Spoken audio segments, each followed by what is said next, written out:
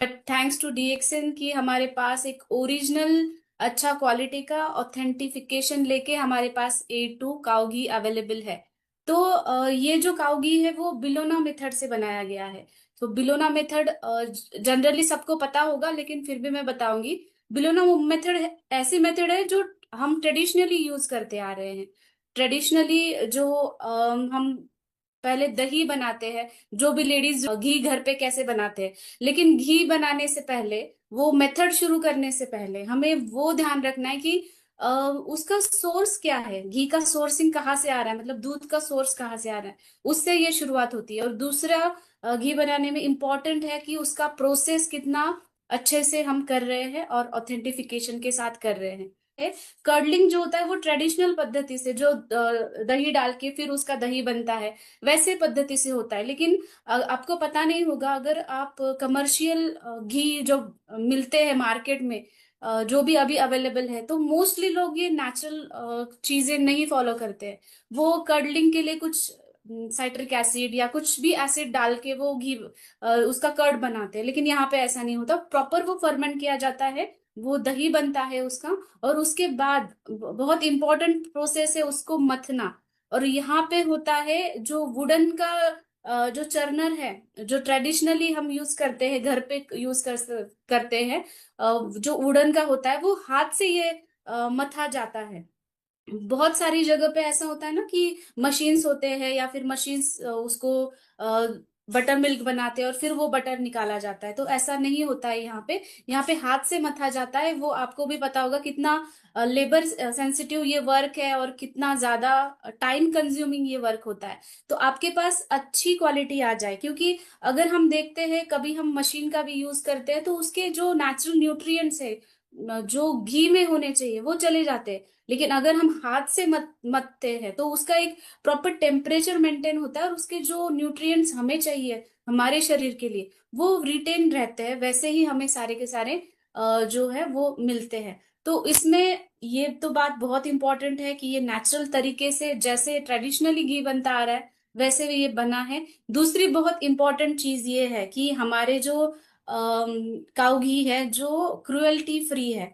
क्योंकि यहाँ पे क्या होता है, पहले गाय के बछड़े को दूध दिया जाता है, क्योंकि डॉक्टर राजेश सवेरा सर हमेशा कहते हैं, शुरुआत से कहते आ रहे हैं कि गाय के दूध का अधिकार पहले उसके बछड़े को है।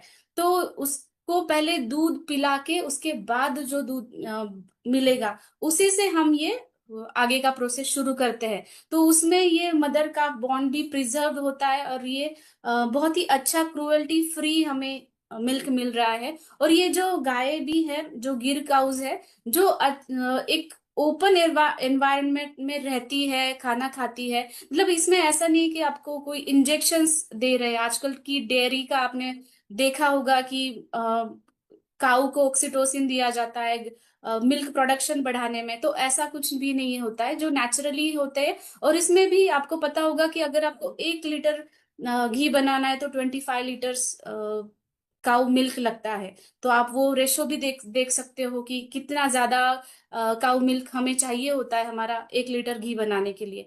तो ये बहुत इंपॉर्टेंट है कि ये जो प्रोसेस है हमारा एकदम ऑथेंटिक बन रहा है।